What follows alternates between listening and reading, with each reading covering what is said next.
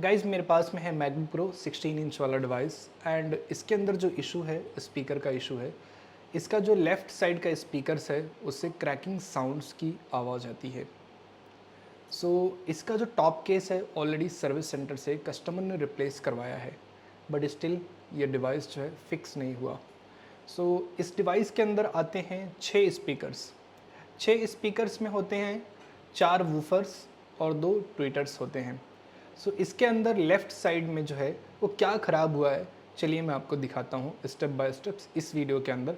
इस वीडियो के अंत तक आप बने रहें, आपको पता चलेगा कि इस तरीके के प्रॉब्लम्स को रिपेयर कैसे करना है एग्जैक्टली।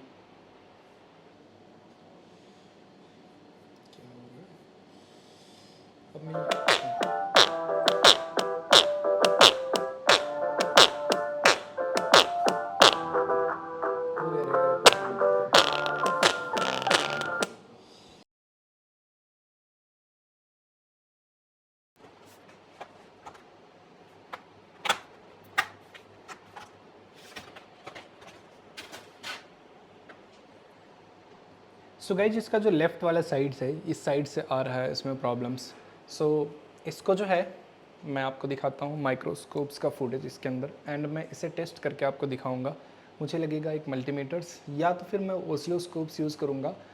इसमें सबसे पहले मैं आपको रिकमेंड करूँगा कि आप यूज़ करिए मल्टीमीटर्स एंड इसका जो आउटपुट्स होता है बेसिकली आउटपुट्स पे इसके आप वोल्टेज ड्रॉप्स चेक कर लीजिए कि डायोड मोड पर जब आप इसकी वैल्यू चेक करोगे तो क्या है इसका voltage drop, is it equal और इक्वल नहीं है। अगर इक्वल नहीं है तो आपको पता चल जाएगा, ईज़िली आप आइडेंटिफाई कर पाओगे। बट अगर इक्वल है तो उस केस में क्या करना होगा ये एक मिस्ट्री है, राइट। चलिए मैं ये सब चीज़ें आपको बताने वाला हूँ। गाइस जैसा कि आप लोग देख सकते हैं यहाँ पर मैं चेक कर रहा हूँ इसके आउटपुट्स में क्या मुझे वोल्टेज ड्रॉप मिल रहा है, डायोड मोड्स पर क्या मुझे रीडिंग्स मिल रही है।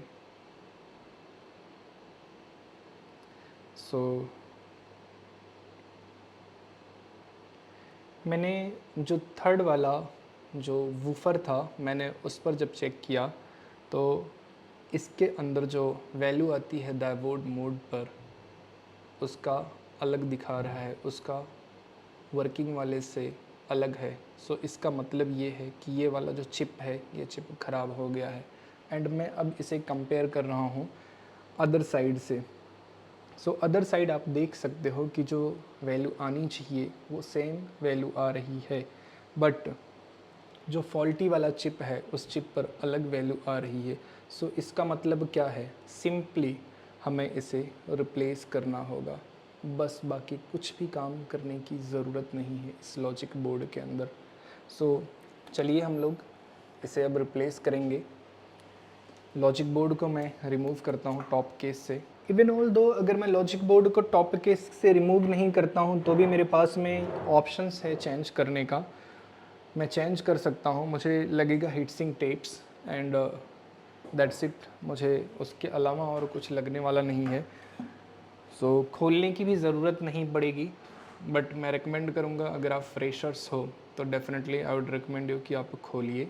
अदरवाइज़ क्या करोगे, आप स्पीकर्स को जला दोगे या और भी चीज़ें हैं यहाँ पर जो जल सकती हैं, जिसमें जलने के काफ़ी हाई चांसेस हैं।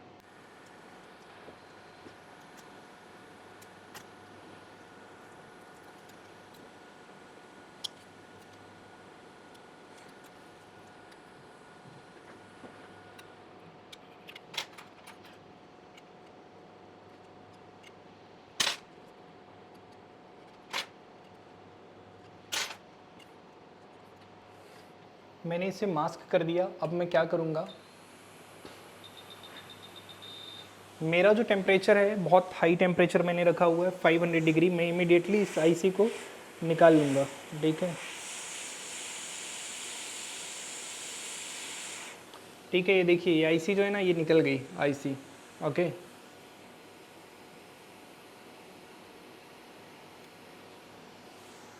अब ये आईसी निकल गई। अब मुझे इसका जो है जो सोल्डर बॉल्स है इसके ऊपर जो लगे हुए हैं, अब मुझे वो साफ़ करना पड़ेगा। आप देख सकते हैं मैंने जो आईसी निकाल दिया है, आजू बाजू का जो कुछ भी एरिया है उस एरिया में कोई भी डैमेज नहीं हुआ है, देखिए।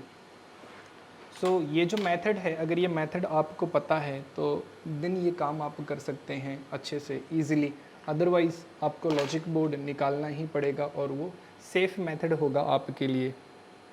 बट ये जो है, ये this is one of the fastest repair method जो मैं अप्लाई कर रहा हूँ, जो आपको दिखा रहा हूँ।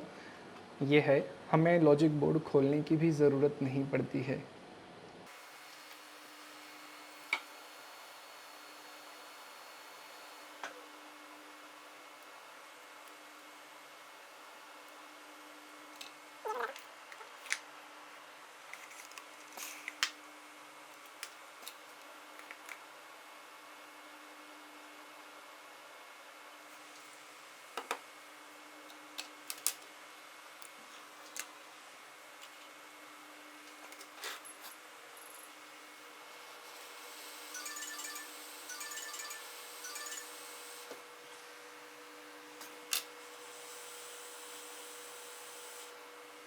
सो मेरे पास में ये दूसरा लॉजिक बोर्ड है जिसके अंदर से मैं आईसी बोरो करूँगा, ठीक है। एंड न्यू आईसी मैं यूज़ नहीं कर रहा हूँ यूज़ली, क्योंकि मेरे पास में स्क्रैप बोर्ड काफ़ी पड़े हुए हैं।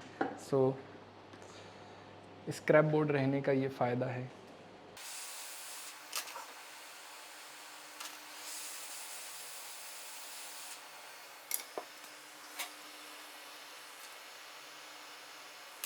मैंने आईसी को निकाल दिया है। अब मुझे इसे निकाल करके डेस्क से साइड में करना पड़ेगा, क्योंकि ये काफ़ी बड़ा होता है, ठीक है, इसका logic board. To be honest, इस आईसी को रिमूव वगैरह करने के लिए हमें किसी भी चीज़ की ज़रूरत नहीं है, माइक्रोस्कोप वगैरह की, ठीक है। बहुत इजीली आप विदाउट माइक्रोस्कोप कर सकते हो। बट मैं आपको दिखाने के लिए सिर्फ़ और सिर्फ माइक्रोस्कोप यूज़ कर रहा हूँ, ताकि आप देख सकें प्रॉपरली इसे।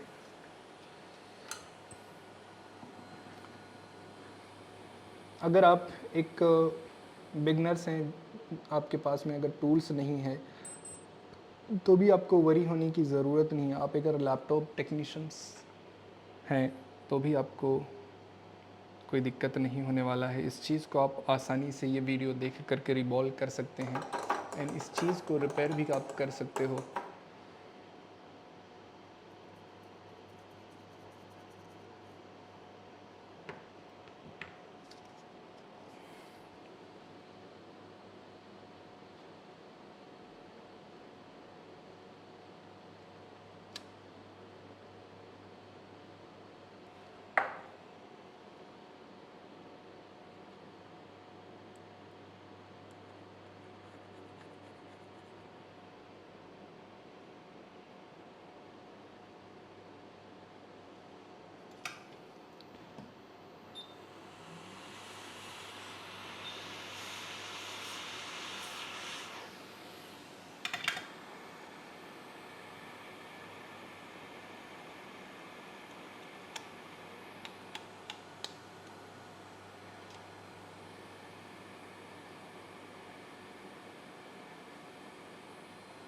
सो फाइनली ये आईसी जो है रिबॉल्व हो चुकी है।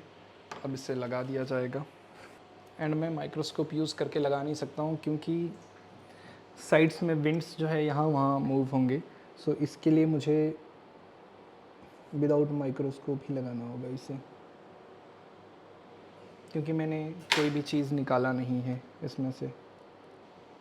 ये है आईसी, बहुत छोटी सी है, दिख भी नहीं रही है।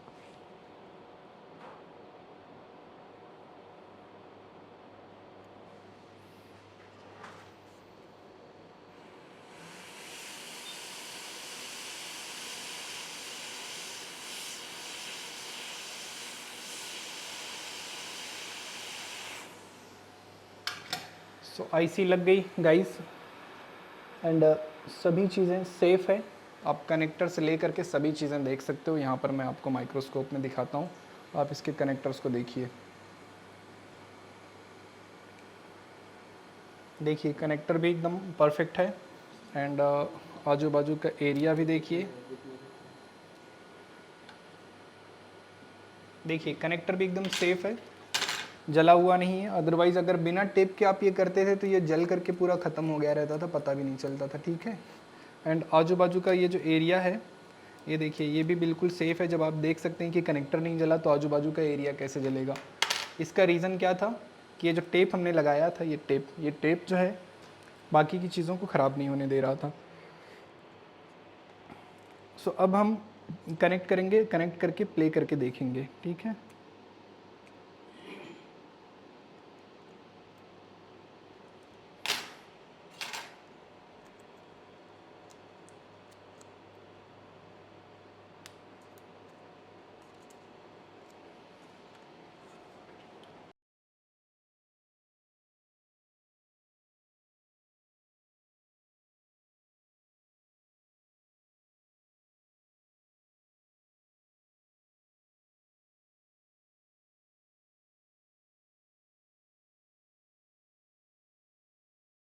So guys this was a super sad story and आपको पता है कि ये डिवाइस जो है परफेक्टली चालू था एंड चल रहा था, बट जैसे ही मैंने स्पीकर एम्पलीफायर पे काम करना स्टार्ट किया तो मैंने बैटरी डिस्कनेक्ट नहीं किया था, एंड बैटरी ना डिस्कनेक्ट होने की वजह से इसका T2 जो है वो शॉर्ट हो चुका था कम्प्लीटली, एंड बाकी के स्पीकर एम्पलीफायर जो थे वो भी उड़ गए थे, क्योंकि इसके अंदर जो PP बस का पावर आता है that is a high voltage.